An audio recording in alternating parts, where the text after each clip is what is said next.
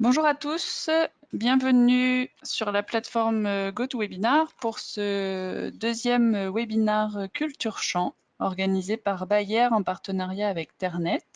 Donc, il s'agit d'une série de webinars sur des thématiques dédiées à la protection des cultures. Le premier a eu lieu il y a un mois sur le désherbage et chacun de ces webinars est complété par un reportage vidéo, donc dans le cadre d'une web-série consacrée aux mêmes thématiques que celles développées dans chacun des webinars. Donc aujourd'hui, on va s'intéresser au biocontrôle et notamment dans le cadre de la protection fongicide du colza contre sclérotinia. Moi, c'est Mathilde Carpentier, je travaille chez Ternet. Je suis accompagnée aujourd'hui par Marie-Pascale Latorce, qui est chercheuse phytopathologiste au centre de recherche La Dargoire à Lyon, centre de recherche de Bayer. Alors, Marie-Pascale, bonjour. Bonjour à tous les participants. Et donc, je suis effectivement chercheuse en phytopathologie, autrement dit, eh bien, un peu docteur des plantes, phyto et pathologie pour les maladies en particulier. Et je travaille déjà depuis 30 années à peu près au centre de recherche de la Dargoire, maintenant Bayer depuis 2012, et je suis plus spécialisée dans tout ce qui est effectivement recherche de solutions contre les maladies de toutes les cultures, et plus particulièrement par le passé sur les antimildious, notamment de la pomme de terre et de la vigne. Je suis depuis quelques années, depuis le développement quand même qui date déjà depuis une dizaine d'années chez Bayer, sur la recherche des modes d'action des micro-organismes utilisés dans le biocontrôle. Je suis ravie aujourd'hui de pouvoir répondre à des questions sur cette gamme qui arrive sur le terrain et pour lequel effectivement le positionnement est absolument indispensable correctement pour tirer une plus-value de ces solutions de biocontrôle. Le webinar s'articule en deux parties, une première partie de présentation et une deuxième partie consacrée aux questions-réponses. Et donc, c'est moi qui vous donnerai la parole si vous le souhaitez. Sinon, je m'occuperai de transmettre les questions, de poser les questions à l'oral à la fin de la présentation à Marie-Pascale Latorce pour que tout le monde les entende et qu'elle puisse y répondre. Je vous laisse la parole, Marie-Pascale, pour la présentation de ce jour consacré au biocontrôle en protection fongicide du colza. Donc, qu'est-ce que le biocontrôle? Eh bien, déjà, il faut se référer à la loi d'avenir de 2014 qui, effectivement, a édité une définition officielle et qui s'inscrit aujourd'hui dans le code rural, article 253, et qui va aussi permettre, selon plusieurs articles, de lister les produits que aujourd'hui l'État veut promouvoir et développer en alternative aux pesticides de synthèse, comme vous le savez tous, dans ce contexte politique et sociétal de réduction justement de ces pesticides de synthèse. Donc, les produits de biocontrôle sont des agents et produits utilisant des mécanismes naturels. Donc, j'insiste sur ce fait, sur ce mot naturel, puisque ça va être effectivement une origine pour l'ensemble de ces produits ou agents que l'on va retrouver sur Terre. Et dans le cadre de la lutte intégrée, donc c'est aussi une définition importante, c'est-à-dire que le biocontrôle n'intéresse pas qu'un type d'agriculture, mais bien l'agriculture aussi bien conventionnelle que de conservation, que effectivement biologique. Et surtout, l'effet de ces produits de biocontrôle, c'est bien de lutter contre les ennemis des cultures. Donc, il y a bio, donc ça concerne effectivement l'aspect nature biologique, mais également contre différentes maladies ou ravageurs, et c'est pour les contrôler. Donc ça, je fais cette nuance par rapport à la confusion qu'il peut y avoir par rapport à des biostimulants qui sont et qui relèvent de la réglementation des matières fertilisantes et des supports de culture, alors que le biocontrôle, effectivement, relève de cette définition de loi d'avenir pour des solutions de lutte contre ces ennemis des cultures. Alors, au niveau de cette liste, il y a plusieurs catégories, en particulier la catégorie des macro-organismes. Donc, vous avez tous effectivement eu soit à utiliser ce type de produit sur certaines cultures, notamment, eh bien, j'ai donné l'exemple ici des trichogrammes, qui sont ces petites guêpes qui vont pondre dans des œufs, notamment de pyrale, et qui sont aujourd'hui fort utiles dans la lutte contre la pyrale du maïs. Vous avez aussi un exemple beaucoup plus ancien qui est effectivement la lutte contre les pucerons avec des coccinelles, ou encore, et ça c'est quelque chose qui se développe en tout cas en milieu horticole, c'est l'usage de nématodes. Ils ont donc ces petits vers qui peuvent être soit véganes, et dans ce cas-là, comme vous le savez, c'est aussi des ennemis des cultures, mais d'autres qui sont carnivores et qui peuvent effectivement s'attaquer par exemple à la mouche du semis, donc être effectivement un complément de lutte contre des ennemis. Et là, on est face à des organismes qui sont d'une taille suffisante pour être vus à l'œil nu. Dans la deuxième grande catégorie des agents et produits de biocontrôle, ce qu'il faut savoir, c'est qu'ils sont dans la catégorie des produits phytopharmaceutiques au même titre que les produits de pesticides de synthèse. C'est-à-dire qu'ils relèvent effectivement d'une approbation au niveau de l'Europe, et ils vont avoir également une AMM, une autorisation de mise sur le marché délivrée par l'ANSES au niveau de la France. Donc, parmi ces produits phytopharmaceutiques de biocontrôle, nous avons les micro-organismes. Alors, un certain nombre d'exemples qui sont cités ici, dont vous connaissez bien. En termes de bactéries, vous avez déjà en termes d'insecticides le Bacillus thuringiensis, mais vous avez également donc des solutions qui peuvent être fongicides, telles que celles que vous avez aujourd'hui sur le marché, ou encore des produits à base de virus. Et dans ce cas-là, on a en particulier l'exemple de la carpovirusine contre les carpocapses des fruits à pépins. Dans la deuxième grande catégorie de ces produits phytopharmaceutiques de biocontrôle, vous avez les médiateurs chimiques. Alors, médiateurs chimiques, deux catégories, ceux qui relèvent effectivement d'un attractif de type sexuel pour faire de la confusion sexuelle qu'on appelle les phéromones. Et donc là, vous allez avoir effectivement les mâles qui vont être attirés au niveau du piège ou de la plaquette, et qui vont faire qu'il y aura moins de rencontres avec les femelles, et donc une diminution, je dirais, de la production de nouveaux insectes. Donc vous avez également donc les chéromones qui sont des attractifs plus alimentaires, et vous allez avoir une combinaison avec effectivement cet attractif et ce piège, et à l'intérieur, par exemple, un produit insecticide qui va tuer effectivement les insectes qui sont pris au piège. La dernière catégorie, c'est les substances naturelles. Alors, c'est un peu une catégorie fourre-tout, puisque ces substances naturelles peuvent être d'origine végétale. Vous allez avoir tous les purins ou décoctions, etc., de plantes, mais également animales, par exemple à base de sang d'animaux ou de cornes, etc. Et puis minéral. Donc minéral, vous pouvez avoir également le soufre qui en fait partie et qui sera listé au niveau de ces listes réglementaires du biocontrôle. Vous avez aussi le kaolin ou le bicarbonate qui en font partie. Et donc ces substances naturelles peuvent être soit extraites directement ou encore obtenues par synthèse chimique. Mais dans ce cas-là, il faut que, contrairement à des molécules de synthèse chimique classique, conventionnelle, il faut qu'elles soient strictement identiques à la substance naturelle qu'on peut rencontrer. Donc voilà pour ces différentes listes. Et les exemples que l'on peut citer aujourd'hui, des outils qui sont sur le marché pour lutter contre la sclérotignose du colza, eh bien, c'est des solutions de biocontrôle, bien sûr, en plus des solutions conventionnelles, bien évidemment. Vous avez les applications foliaires de suspension de Bacillus subtilis, qui sont également synonymes d'amyloliquéfaciens, donc là c'est la même chose, et vous avez différentes souches qui sont à votre disposition, et dans le bidon, vous allez avoir à ce moment-là la présence des produits qui sont sécrétés par les bactéries pendant le processus fermentaire de production, mais également donc les spores, là ici de bactéries, mais ça pourrait être dans d'autres circonstances des champignons, puisqu'on parle de micro-organismes dans ce cas-là, et qui sont en dormance en attendant d'être appliqués et de trouver le support qui vont les permettre soit de se multiplier, ou alors qui donneront uniquement l'efficacité aux produits sécrétés pendant cette fermentation. Donc pour toutes les applications foliaires, vous voyez que contre la sclérotignose, eh bien, vous allez avoir cet effet majoritairement dû donc aux produits sécrétés pendant la fermentation.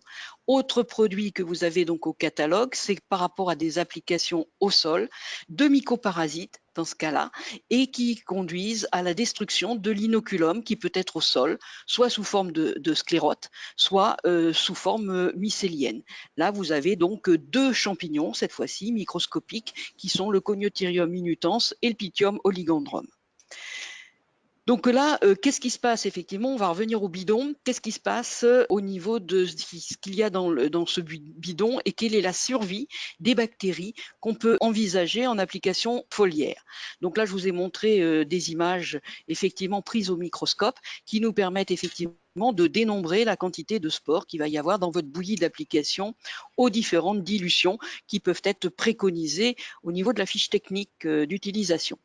Alors, qu'est-ce qui se passe effectivement lorsqu'on pulvérise? Eh bien, les spores qui sont en dormance au niveau du bidon, toutes celles qui sont aujourd'hui au catalogue sont originaires du sol. Donc, quand elles arrivent sur une surface foliaire, elles vont avoir des difficultés à se multiplier dans cet environnement qui est difficile. Et normalement, après traitement, elles ne sont plus viables au bout de quelques heures à quelques jours. Parce qu'une bactérie, comme un champignon, pour pouvoir se multiplier, se nourrir, il faut qu'elle ait quelque chose effectivement à se mettre sous la dent et il faut effectivement qu'elle ait suffisamment d'eau pour se développer. Je ne connais pas de bactéries ni de champignons qui se développent à sec aujourd'hui. Donc, les activités biologiques qui vont pouvoir être observés vont relever uniquement des composés naturels qui sont présents dans le bidon. La bactérie, eh bien, elle est là et en général, elle n'a pas beaucoup d'effet puisqu'elle n'est pas en mesure de se multiplier. Il existe quelques niches d'exception à ce processus en application foliaire. C'est si la bactérie est appliquée sur des fleurs ou des organes comme en sénescence, comme des pétales par exemple, et sur lesquels elle peut trouver des sources nutritives. Donc ça va être le cas pour des fleurs puisque vous allez avoir du pollen, vous allez avoir des nectars. Donc effectivement, dans ce cas-là, vous pourriez avoir une multiplication, une sécrétion de nouveaux produits qui pourraient avoir différents types de propriétés, notamment fongicides dans ce cas-là. Donc, pour résumer, en faisant un focus un peu plus général sur l'ensemble des modes d'action des micro-organismes de biocontrôle qu'on peut proposer sur le marché aujourd'hui, c'est des actions soit des champignons, soit des bactéries via la plante. Alors, via la plante, vous avez entendu parler effectivement qu'on recherchait aussi beaucoup à utiliser la stimulation des défenses des plantes pour lutter contre un certain nombre de stress et en particulier de pathogènes. Donc, cette stimulation de défense des plantes, elle relève de processus qui sont, je dirais, activés par ce qu'on appelle l'acide salicylique et qui va donner effectivement une réponse de protection vis-à-vis des agents pathogènes.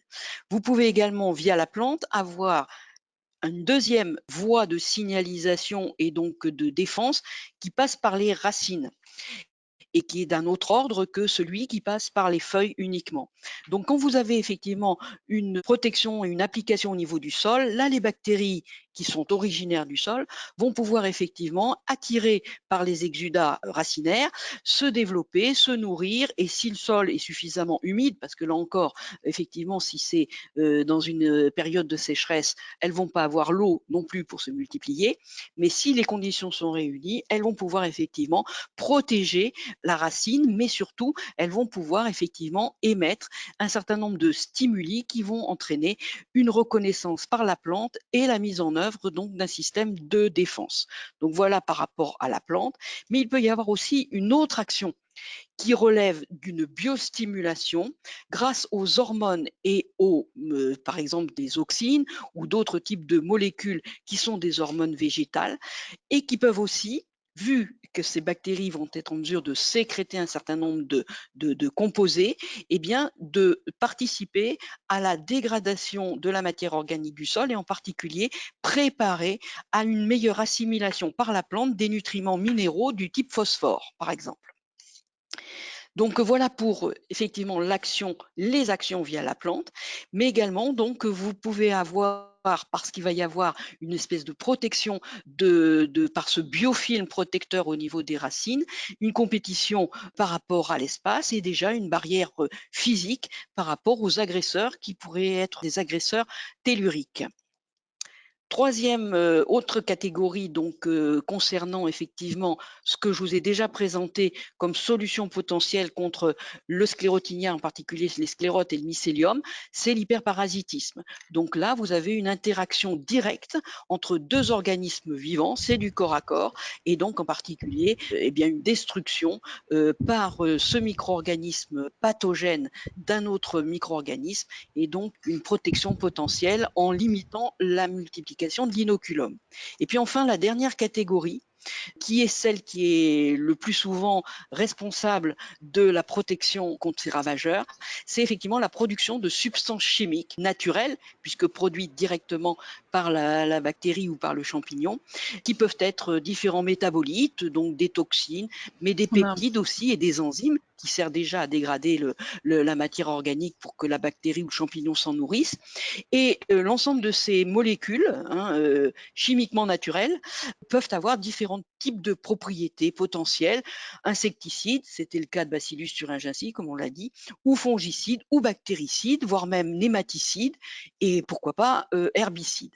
Donc, c'est ce pouvoir de sécréter de ces micro-organismes qui fait que l'action directe antibiose, comme on dit antibiotique, même si ce n'est pas les mêmes que celles qu'on utilise contre les bactéries je dirais animales, pathogènes des animaux ou des hommes, eh bien, vont pouvoir effectivement rentrer dans la gamme des modes d'action. Voilà pour cette généralité, mais il n'est pas sans vous dire qu'effectivement, ce qu'on observe et ce qui fait la limitation de ces solutions de fongicides de biocontrôle, mais ça peut être aussi d'autres propriétés, c'est l'efficacité partielle qui est observée et constatée sur le terrain et qui peut être également variable, notamment puisque l'on a affaire à du vivant, on a affaire à des composés qui sont produits naturellement, et donc les conditions environnementales, que ça soit météorologique, que ça soit de terrain, que ça soit effectivement des cultivars que l'on va utiliser ou les variétés, eh bien, vont entraîner souvent une variabilité de la réponse qu'on souhaiterait obtenir.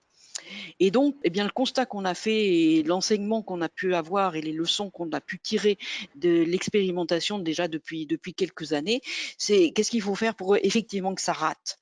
Eh bien, pour que ça rate, c'est effectivement de les appliquer sous forte pression maladie.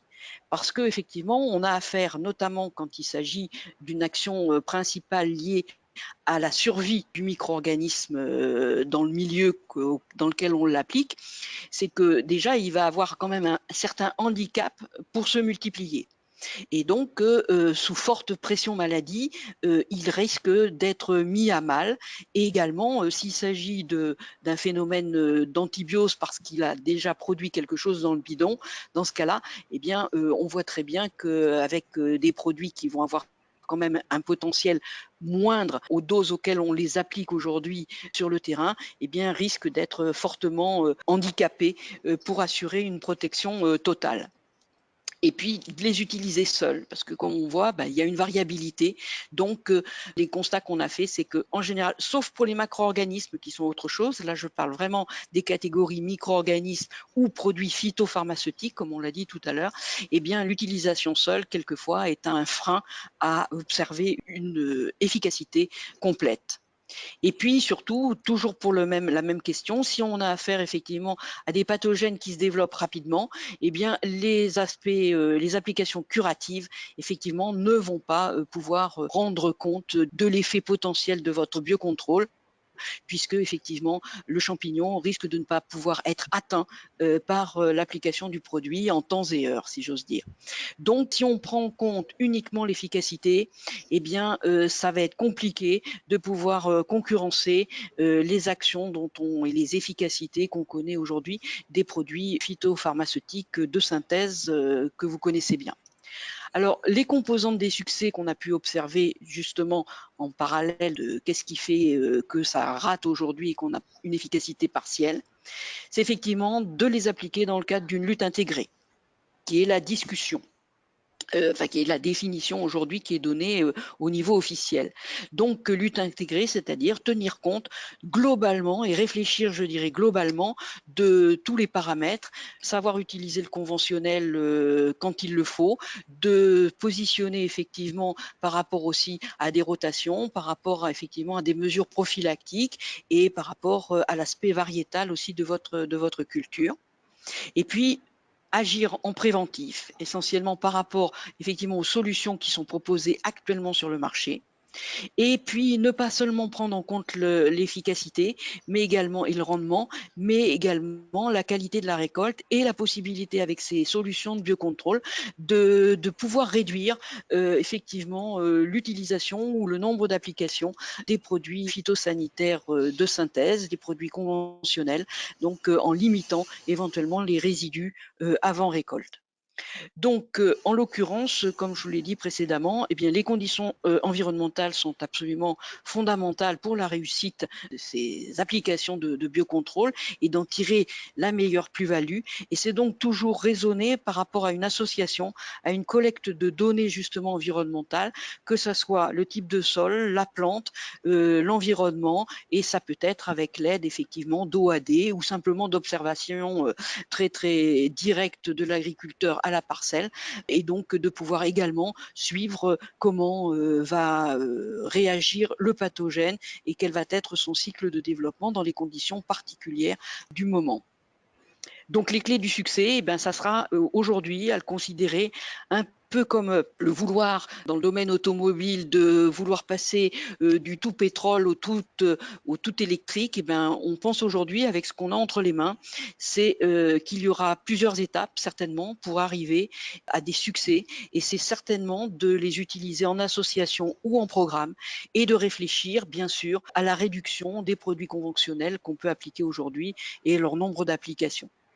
Donc, les solutions conventionnelles, c'est efficacité et rendement, plus des solutions de biocontrôle qui effectivement seront à considérer par rapport non seulement à moins de résidus du conventionnel, mais également à être considérées dans un programme en termes de réduction d'IFT. Et puis, il ne faut pas négliger que, vu la pression sociétale qu'on a aujourd'hui sur la protection des cultures et l'usage des pesticides qui sont très, très, très décriés, c'est vrai que le fait que pour l'agriculteur de pouvoir développer et d'intégrer dans ses programmes de traitement des solutions de biocontrôle amène une meilleure image de la société et une meilleure acceptabilité de cette société vis-à-vis de nos métiers. Donc, bien sûr, il sera toujours en base, je dirais, en pied de cuve, de bien travailler tout ce qui va être suivi de l'évolution climatique, de la tolérance variétale et de la connaissance des pathogènes. Et on va aller aujourd'hui sur des solutions plus hybrides, entre guillemets, et combinatoires pour apporter la plus-value de ces solutions de biocontrôle. Donc les enjeux pour terminer, eh bien, comme vous avez pu le constater et sur la base également donc du témoignage de Pierre-Édouard Bossuy dans la vidéo que vous avez pu voir précédemment, c'est l'importance d'accompagner cette utilisation des biocontrôles pour mieux comprendre leur mode d'action. C'est-à-dire qu'est-ce qui fait que le biocontrôle va agir de façon optimum, sachant que leur nature même ne peut pas aujourd'hui faire considérer qu'on va avoir les mêmes résultats d'efficacité que des produits conventionnels, et donc surtout de pouvoir les sécuriser en termes d'efficacité. Donc ça passe par une meilleure connaissance des pathogènes, des cycles des pathogènes, et donc dans le cas où c'est possible de prendre en compte les outils de diagnostic de ces maladies, mieux positionner les produits proposés, et ça sera avec l'aide d'OAD quand ça sera nécessaire. Et puis surtout, maintenant, ce qu'on fait aujourd'hui aussi, c'est des formations, des informations techniques pour mieux savoir à qui on a affaire et pour pouvoir utiliser comme un médicament au bon moment et au bon endroit pour en tirer tout le potentiel de ces solutions. Et puis surtout, ce qui est important, c'est qu'aujourd'hui, eh bien, on est tous à être très humbles par rapport à ce type de solution. Ça demande effectivement une approche globale, réfléchie, et l'expérience de chacun et les échanges d'expériences vont nous faire tous progresser en matière effectivement de positionnement et de voir les limites et donc de pouvoir au mieux les appliquer. Donc notre position aujourd'hui effectivement chez Bayer, c'est d'encourager tous ces échanges d'expériences, les faciliter et de considérer que tous, on a notre pierre à apporter à l'édifice pour effectivement avoir de meilleurs succès et de voir l'avenir avec les solutions de biocontrôle avec de l'optimisme. Voilà ce que je voulais vous dire. Donc, si vous avez toutes les questions, n'hésitez pas. Celles auxquelles je pourrais pas répondre, eh bien, de toute façon, on cherchera, on reviendra vers vous pour vous apporter ces éléments. Mais en tout cas, aujourd'hui, eh bien, la parole est à vous. Merci Marie-Pascale. On a une première question de Liliane qui pose la question de la lutte contre la Bonjour mouche du Liliane. SMI dans le colza. Alors aujourd'hui, écoutez, il n'y a pas de solution pour la mouche du SMI du colza sur le marché. Il y a des recherches qui se font, il y a des produits qui vont arriver, qui arriveront dans les années qui viennent, mais pour l'instant, à ma connaissance, il n'y a pas une solution de biocontrôle qui vise spécialement la mouche du SMI, si c'est par le biais, je vous dis, des produits phytopharmaceutiques. Alors je vous l'ai dit tout à l'heure, par rapport effectivement aux différentes autres mouches. Alors, le mouche du SMI, je vous ai parlé des nématodes. Ça, nous, on les utilise par exemple chez Bayer, mais en condition donc de serre, puisque dans les terreaux de culture, vous avez régulièrement donc des œufs de mouches du SMI, et donc dans ce cas-là, nous on va effectivement rajouter ces némas qui sont effectivement très efficaces pour limiter le développement des asticots qui s'attaquent aux racines de nos semis. Mais je ne sais pas s'il y a une homologation de ces produits macro-organismes sur la mouche du semis, honnêtement, en colza. Donc ça, il faudrait vérifier au niveau des fiches techniques. Mais effectivement, c'est utilisé. Par contre, il n'y a pas de solution de bactéries ou de champignons contre la mouche du colza ou les asticots de la mouche du colza aujourd'hui sur le marché. Merci. Une question de Angéline qui demande si on peut imaginer des solutions de biocontrôle pour lutter contre les adventices.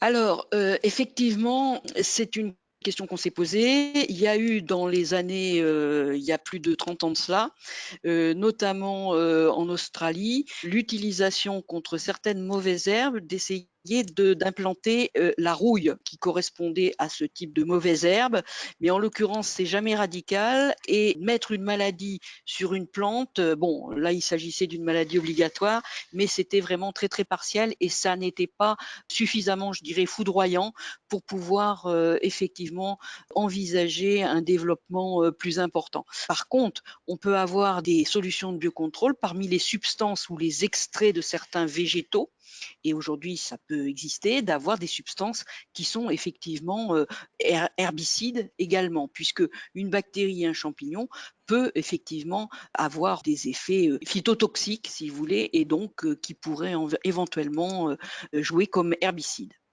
Merci. Jean Delahoutre demande le mode d'action de Cniotherium minitans. Coniotherium minutans. Alors c'est, je vous l'ai Coniotherium décrit, minitans. parmi les hyperparasites.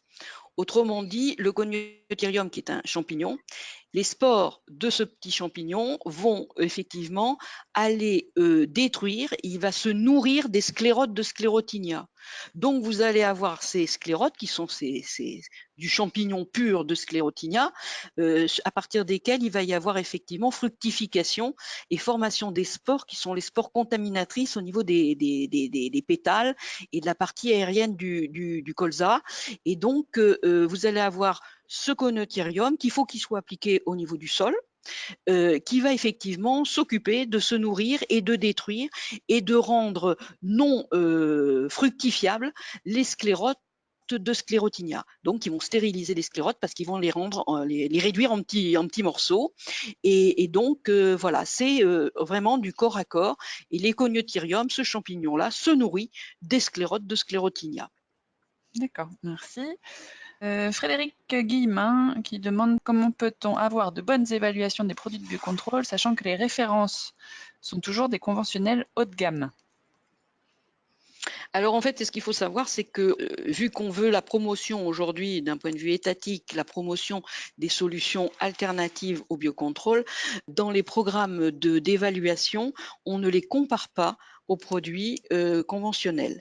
Ils sont dans les protocoles d'évaluation, ils sont comparés par rapport à une efficacité. C'est-à-dire que s'ils montrent que 20% de l'efficacité, on va les voir par rapport à un témoin non traité, mais pas en relation directe avec une comparaison avec des produits qui sont effectivement des produits de haut de gamme et très efficaces. Donc leur évaluation se fait pas sur la base d'une comparaison. Pour arriver sur le marché, on n'est pas obligé, comme c'est le cas pour les produits de synthèse, de faire une démonstration de la plus-value en termes d'efficacité par rapport aux produits existants. Là, il suffit de démontrer qu'on a une certaine activité. Ok, merci, c'est bon à savoir. Angéline parle de l'action du biocontrôle et de son intérêt dans le cadre d'une récolte de qualité et pose la question de la rémunération de ces productions et de ces nouvelles prises en compte de qualité en fait. Alors là, je suis Savoir. désolée, mais il faudrait que ça soit posé la question à des commerciaux ou des gens du Oui. marketing. Peut-être au niveau du coût de la protection avec ces nouvelles solutions, est-ce que Alors ça aujourd'hui, si permet vous de voulez, ce qu'on peut réduire? dire, c'est que le prix aujourd'hui n'est pas minime au niveau des solutions de biocontrôle, alors qu'on ne peut pas garantir une efficacité du même ordre que les produits de synthèse. Et le prix aujourd'hui se justifie parce que la production soit pour des substances naturelles, pour faire des extraits et pour assurer la reproductibilité, notamment quand il s'agit dans des fermenteurs, de produire les quantités qui vont se retrouver dans les bidons qu'on va mettre sur le marché, effectivement, ça demande une très grosse technicité et juste un exemple, le plus petit des fermenteurs de production de ce qui va se retrouver dans le bidon, c'est de l'ordre de 30 000 litres. Donc ça demande effectivement une très grande technicité sur la fermentation. Il y a aussi effectivement le fait qu'il faut pouvoir formuler correctement pour assurer la stabilité du produit en stockage sur l'étagère et également offrir la meilleure possibilité de pulvérisation, parce qu'on a eu effectivement des problèmes dans le passé avec un certain nombre de ces solutions qui pouvaient boucher les pulvérisateurs. Ça, il y a encore récemment avec des produits toujours sur le marché sous forme de poudre par exemple ou de certains granulés qui effectivement posent des problèmes à l'application. Donc tout ce travail-là, je dirais, de développement et de production demande des investissements très, très onéreux. Et donc, ce qui explique qu'aujourd'hui, eh bien, quand vous avez affaire à une solution de biocontrôle, vous ne jouez pas sur un moindre coût à l'achat de ces solutions-là. Voilà. Alors après, vous allez pouvoir effectivement en termes d'intérêt, effectivement, comme je le disais tout à l'heure, en jouant sur le bon positionnement, soit précocement, soit en fin de culture avant récolte, pouvoir réduire le nombre d'applications. Si vous avez bien géré, je dis, votre positionnement par rapport à la pression maladie et aux conditions environnementales, vous allez pouvoir effectivement limiter et réduire le nombre d'applications du conventionnel. Voilà. Et donc le nombre de résidus par là même.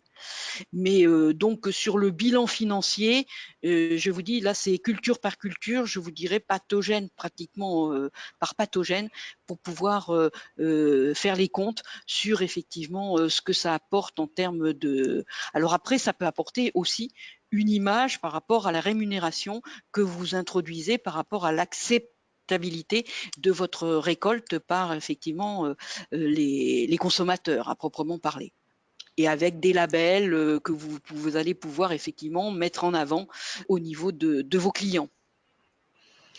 Merci. Alors j'ai Louis Chevrier qui souhaite poser une question à l'oral. Donc Louis, j'active votre micro, donc vous pouvez poser votre question. Bonjour, donc Louis Chevrier, donc responsable technique de Calbe en semences de maïs et de colza. Par rapport à l'inoculation du coup de micro-organismes, j'ai beaucoup aimé votre présentation et sur le fait qu'on était humble sur la partie notamment efficacité et sur les premiers résultats qu'on pouvait observer. Et c'est vrai que l'efficacité, souvent la variabilité, elle est due aux conditions environnementales. Et donc moi, je me posais la question aujourd'hui chez Bayer, quand on parle de collecter les données environnementales, j'imagine qu'il y a Oui, les conditions environnementales qui sont liées au sol et celles qui sont liées plutôt extrinsèques au sol. Je voulais savoir chez Bayer oui. quelles données étaient collectées, puisque aujourd'hui, dès qu'on inocule un micro-organisme dans un sol, la probabilité de sa survie, s'il est déjà présent dans le sol et il s'insère bien dans la chaîne trophique des différents micro-organismes du sol, il y a peut-être une probabilité qu'ils survivent et qu'ils se développent bien dans la rhizosphère. Par ailleurs, Ouais, il peut très bien ne pas prendre sa place dans la chaîne trophique et du coup exact, se faire manger ou se faire prédater, par exemple, par un autre micro-organisme ou pathogène. Alors, quelles sont complètement d'accord. les conditions environnementales qui sont évaluées par Bayer au niveau de la recherche pour aller chercher les meilleures efficacités? Alors écoutez, aujourd'hui, effectivement, c'est un domaine qui se multiplie. Vous entendez parler de microbiome de plus en plus. Alors, c'est pas seulement chez Bayer, mais c'est effectivement au niveau des instituts publics où on va essayer de mieux comprendre dans l'environnement. Mais il ne s'agit pas non plus que d'environnement physique, c'est-à-dire que effectivement la proportion d'argile dans un sol ou autre, ça va jouer. Du pH du sol, ça va jouer. Parce que bon, vous savez qu'effectivement, si on a un pH plus ou moins acide, vous avez à avoir certaines colonies bactériennes qui vont se développer ou champignons qui se développent plus ou moins en fonction de ces qualités, je dirais, et ces critères physico-chimiques de vos sols. Mais effectivement, la population que vous allez avoir qui est déjà présente au niveau de ces sols peut effectivement contrarier le développement de certains micro-organismes. Donc là, on a des études qui sont en cours, mais qui ne sont pas du systématique, hein, c'est vraiment la mise en place d'études alors ce qu'on appelle de métagénomique, c'est-à-dire qu'on va utiliser des techniques de biologie moléculaire, telles que vous en entendez parler par rapport à la PCR, où on va effectivement pouvoir estimer quelle population, le nombre de micro-organismes différents sur la base des génomes qu'on va pouvoir analyser, je dirais globalement, pour déterminer quelles sont déjà les populations microbiennes qu'on a dans telle ou telle zone. Donc ça, c'est des programmes qui sont en cours, mais qui demandent effectivement des investissements importants. Donc il va y avoir des thésards, différents types de collaborations que l'on fait au niveau de la recherche pour effectivement aller plus dans ces études de population et de qu'est-ce que vont faire dès qu'on met quelque chose, même si c'est d'origine naturelle, on va avoir un impact et quel peut être cet impact-là de l'introduction de ces micro-organismes en plus grande quantité dans des milieux dans lesquels ils ne sont pas forcément présents. Donc c'est un petit peu ce qui s'est fait à l'échelle macroscopique quand on a introduit des coccinelles asiatiques qui ont supplanté aujourd'hui nos petites coccinelles traditionnelles à 10 points là et qui ont effectivement été plus agressives et qui, dans certaines régions, ont entraîné un déplacement, je dirais, des populations locales. Donc là, on se pose les mêmes questions également par rapport à d'autres micro-organismes de biocontrôle de type bactérien ou fongique. Donc c'est un travail de longue haleine, mais qui est pris en compte aujourd'hui dans des programmes de collaboration. Merci. Nouvelle question de Lucas Dagonet qui demande, dans le cadre de la lutte contre Sclérotinia du colza, faut-il faire un diagnostic du potentiel infectieux de l'année à la parcelle ou celui fait par le BSV suffit? Et il ajoute,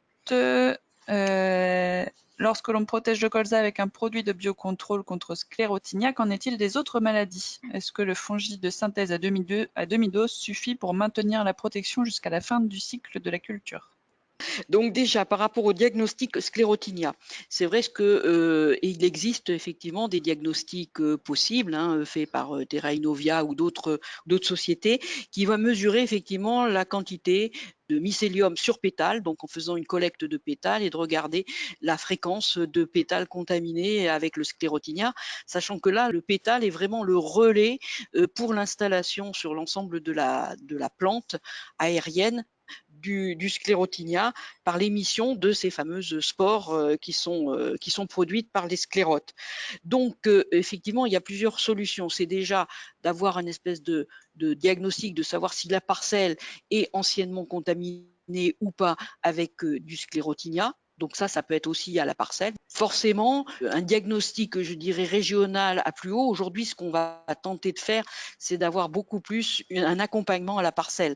Ça rentre effectivement dans le cadre de l'agriculture de précision, c'est d'aller le plus proche possible de la parcelle. Donc effectivement, aujourd'hui, on n'a pas toujours les moyens parce que ces études de diagnostic à la parcelle que ce soit pour sclérotinia ou pour d'autres maladies, et je pense là aux oïdium en particulier, ils peuvent être présents. Les conditions climatiques sont importantes. Alors, ce qu'il faut voir, c'est que la surveillance par rapport à l'émission de spores et à la présence sur les pétales de sclérotinia, ça se fait pendant la période de floraison. Donc déjà, ça limite les choses, mais effectivement, le diagnostic est quand même, enfin, il faut le faire visuellement, mais si vous le faites que visuellement, vous allez être en retard par rapport à l'apport de la solution de biocontrôle qui peut la mettre en défaut. Donc effectivement, un diagnostic précis permettra effectivement soit de ne pas traiter parce que effectivement c'est pas nécessaire et qu'il n'y a pas encore, il n'y a pas de contaminant aérien, soit effectivement il est présent et à ce moment-là ça demande un diagnostic extrêmement rapide pour pouvoir agir suffisamment tôt. Donc voilà, moi Ok. dire que en fonction des conditions, mais ça relève d'une connaissance quand même de l'agriculteur, de ses parcelles et du fait de savoir s'il a déjà rencontré ou pas, parce que les sclérotes, ils viennent pas du jour au lendemain, hein. Donc ça veut dire, par contre, ils ont une longue durée de vie, c'est-à-dire pendant 10 ans, vous allez avoir des sclérotes qui restent vivants et potentiellement qui vont pouvoir refructifier dans une parcelle. Et puis ça va être aussi une adéquation par rapport aux conditions climatiques qui, si c'est vraiment sec, la période est vraiment sèche, le sclérotinia, il va pas se développer non plus, hein. Donc il faut, c'est à la fois les conditions de météo locale et de la présence connue ou pas de l'inoculum. Il peut y avoir effectivement des disséminations à distance, mais ça ne relève pas de dizaines de kilomètres, hein. Les vols dans le couvert végétal des spores de sclérotinia sont quand même relativement liés à plusieurs mètres, bien sûr, ou centaines de mètres, mais pas sur des kilomètres. Dans une région, ça va nous donner une indication, mais une connaissance de la parcelle est quand même la bienvenue pour pouvoir avoir un ajustement de ça. Donc, pour les solutions de biocontrôle, de toute façon, il va falloir remettre les bottes et puis aller voir ce qui se passe sur les parcelles et réintégrer, je pense, beaucoup plus d'agronomie et d'observation de terrain que ce qu'on a pu le faire par le passé avec des solutions conventionnelles qui, de toute façon, garantissaient une efficacité vu la puissance qu'il pouvait y avoir dans ce type de produit. Qu'en est-il des autres maladies que sclérotinia et si la demi-dose suffit à maintenir la protection jusqu'à la fin du cycle de la culture? Alors, moi, je dirais que la demi-dose, soyons très clairs, ça va dépendre aussi de je dirais, de la pression maladie. Parce que comme je vous l'ai dit, le biocontrôle, il va agir et il peut agir tout à fait bien, mais à condition qu'on ne soit pas, et ça c'est une généralité, à condition qu'on ne soit pas en forte pression maladie. Parce que dans ce cas-là, effectivement, le produit conventionnel, s'il est à alors ça peut être une demi-dose, c'est ce qu'on a vu jusqu'à présent, on pouvait l'assurer, mais pas dans des conditions où effectivement il y a le pathogène et les conditions climatiques, sachant que le pathogène est présent, à ce moment-là, on prend un risque. Ça, c'est clair. Donc, il faudra effectivement analyser les choses. Et moi, je dirais que oui, ça va être suffisamment efficace à condition d'avoir bien noté les conditions de développement de la maladie elle-même. Sinon, eh bien, on va jouer effectivement sur la précocité de traitement, une bonne couverture depuis le moment où on va avoir les débuts de floraison jusque effectivement à la fin de la floraison de la culture qui va se passer sur plus d'un mois, quoi. Donc là, si vous voulez, c'est vraiment, ça relève cette préconisation, mais de dire quand même, soyez conscient de ce qui se passe dans votre parcelle pour pas effectivement prendre de risques. Et qu'en est-il des autres maladies que sclérotinia? Alors des autres maladies, alors ça va être en fonction du mode d'action de votre produit. Alors si c'est pour une action foliaire, comme je vous l'ai dit, l'action foliaire, vous avez principalement sur le marché des produits à base de Bacillus subtilis ou amyloliquéfacien, c'est pareil.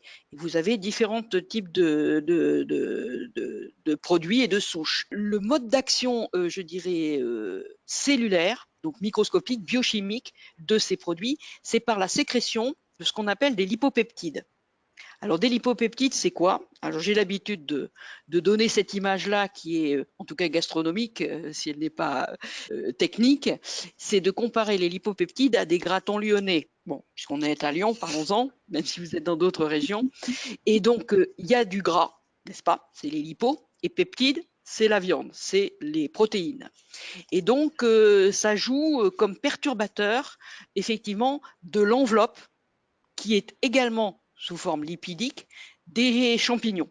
Donc, ça veut dire que le mode d'action contre ce sclérotinia des Bacillus subtilis, c'est bien par le biais de ces lipopeptides produits par la bactérie et qui sont présents dans le bidon, hein, qu'elle ne va pas forcément resynthétiser, enfin sécréter si elle est en application foliaire, mais qui sont bien présentes dans la bouillie d'application et qui vont jouer comme perturbateurs de la membrane et qui vont créer des petits trous dans la membrane lipidique aussi, donc du champignon.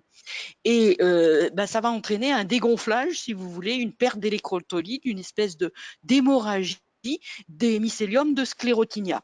Sauf que c'est un peu comme je dirais, en bicyclette, quand il y avait encore des pneus qui avaient une chambre à air, eh bien, faire des petits trous, ça va mettre quand même un certain temps à se dégonfler.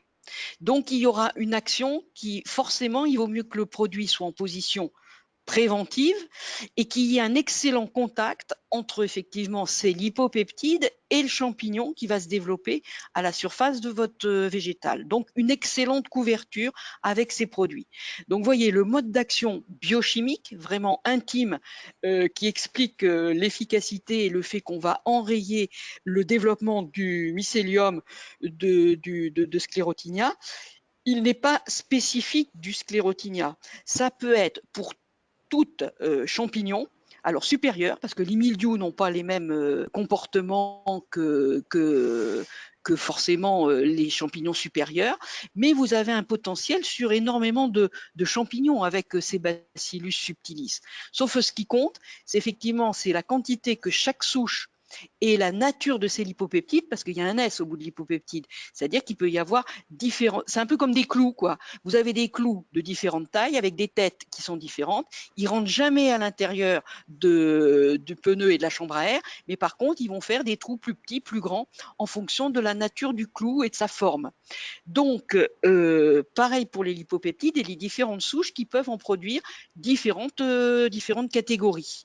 Mais en tout cas, ce qui va compter pour tous, c'est bien effectivement d'avoir un excellent contact avec effectivement le mycélium en croissance.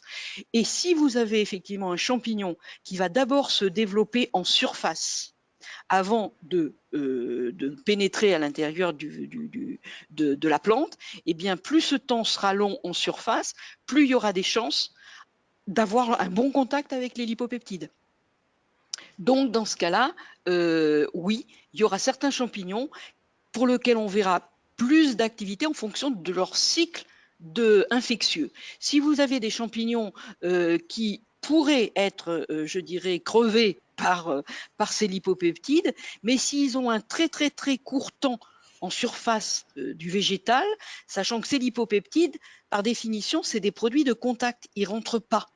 Donc, vous voyez, le fait de bien connaître par quoi la bactérie de biocontrôle ou le champignon de biocontrôle agit contre tel ou tel pathogène va faire que, intrinsèquement, si on a du pathogène pur, eh bien, ça va marcher sur une gamme importante, sauf que le cycle dans les champs de ce pathogène-là font qu'ils vont avoir une phase qui va être en extérieur, je dirais, en surface, plus ou moins longue, et qui va effectivement permettre de valoriser l'action de tel ou tel composé sécrété par votre champignon ou votre bactérie. Donc, je ne sais pas si je me fais bien comprendre, mais effectivement, la connaissance de ce mode d'action vraiment au niveau mécanistique, eh bien, permet de dire que oui, des Bacillus subtilis peuvent produire des gammes de lipopeptides qui peuvent toutes perturber les membranes d'une gamme importante de champignons, mais l'action va être lente et elle sera en fonction du temps qu'il va y avoir de contact entre votre lipopeptide qui reste en surface de la plante et le développement de votre champignon et le temps qu'il aille à l'intérieur. Et si cette phase-là est très courte, eh bien vous aurez peu de chances de succès de votre produit de biocontrôle. Est-ce que Merci j'ai répondu pour à la cette question? réponse. J'espère, je pense. Quelle est la durée de vie des lipopeptides? Demande de Lucas. Alors effectivement, on a affaire là, ce sont les produits qui sont actifs. Donc, en termes de stabilité et sur l'étagère, vous avez des produits qui n'ont pas besoin d'être mis au frigo. Et aujourd'hui, on s'engage à dire, un peu comme de l'huile que vous avez, sont des lipopeptides. Donc, oui, vous pouvez les garder sur 2 ans sans problème de réutilisation, sachant qu'on n'attend pas d'efficacité en application foliaire, j'insiste bien, de la part de la survie des bactéries elles-mêmes et du fait qu'elles puissent se remultiplier. Donc, puisqu'il s'agit du principe actif qui est un lipopectide, résistance, pas besoin de le garder au froid, c'est pas une question de garder en survie la bactérie elle-même. Par contre, si c'est pour des applications au sol, là, ça risque d'être différent parce que c'est pas seulement les lipopeptides sécrétés qui sont dans le bidon, mais également la possibilité de la bactérie de se remultiplier. Sauf que selon le type de bactérie ou de champignon, certains vont avoir la potentialité de s'enquister, autrement dit de faire un peu comme une semence, d'accord, d'avoir donc des téguments. Alors ça ne sera pas des téguments, mais ça sera effectivement une enveloppe comme un kyste, donc de protection, et que dans ce cas-là, la bactérie endormie peut également rester vivante et si elle rencontre les conditions favorables, se redévelopper si elle tombe dans un milieu favorable à son développement. Donc aujourd'hui, pour ce qui est des Bacillus subtilis, et je ne parle pas uniquement de telle ou telle souche, mais normalement, il n'y a pas besoin de les garder au frais, puisqu'elles sont en fonction de ces souches-là, capables de rester endormies, enquistées, on parle d'endospores, sur effectivement le long terme. Donc nous, chez Bayer, par rapport à ce qu'on vous propose sur le marché, aujourd'hui, on vous garantit à la fois une survie des bactéries et c'est pas une survie, mais dans ce cas-là, une stabilité des lipopeptides qui sont déjà présents dans le bidon de l'ordre de 2 ans sans se mettre au froid. Bon, bien sûr, dans des conditions, je dirais, classiques, il faut pas, non plus, passer à des températures de 50 degrés en ayant acheté votre bidon et l'avoir laissé dans le coffre de la voiture, en plein soleil, quoi. Donc voilà, il y a quand même des limites, mais dans les conditions classiques des bactéries, par exemple, ça se développe très bien, on le sait ce qu'il en est, à 37 degrés, n'est-ce pas? Donc jusqu'à des 30-40 degrés, 37 degrés, disons, il n'y a pas de risque d'avoir une détérioration du matériel qu'il y a dans le bidon. Et sur la feuille de la plante, pour finir, la Alors durée sur de la feuille de vie. la plante, effectivement, on a vu qu'il y avait, par examen, on avait une stabilité et donc résistance au lessivage comme un produit de contact, résistante aux UV. Là, on a fait des études où effectivement on a soumis à des expositions UV ou à la lumière. Il n'y a pas de dégradation des lipopeptides, donc sur le temps de l'application et sur la cadence qu'on va vous recommander d'application et d'usage. Bien sûr, c'est des produits de contact, hein, c'est comme si c'était une goutte d'huile. Donc, elle va être effectivement présente là où elle est appliquée dans la goutte. Hein, ça ne va pas remonter, ça ne va pas être systémique. Et si la feuille grandit, eh bien à ce moment-là, effectivement, il n'y aura pas de protection s'il y a des trous de couverture. Merci Marie-Pascale. Donc, On va devoir voilà. s'arrêter pour respecter le Bon. timing. Il y a encore pas mal de questions en attente, donc nous les avons notées. Et Oui. Marie-Pascale, j'imagine que vous essaierez d'y répondre. Bien sûr, voilà. On enverra un emailing aux participants et avec effectivement des réponses à l'ensemble des questions. Voilà. Et sur Bayer Agri également. Je vous informe donc de la continuité de ce dispositif à travers d'un prochain webinaire qui aura lieu en décembre, le 10 exactement, sur le désherbage du maïs. Et donc c'est Loïc, un agriculteur des Landes, qui sera là pour parler de son expérience sur les techniques innovantes en matière de désherbage du maïs. donc dans le cadre de ce partenariat entre Bayer et Ternet dans le programme Culture Champ.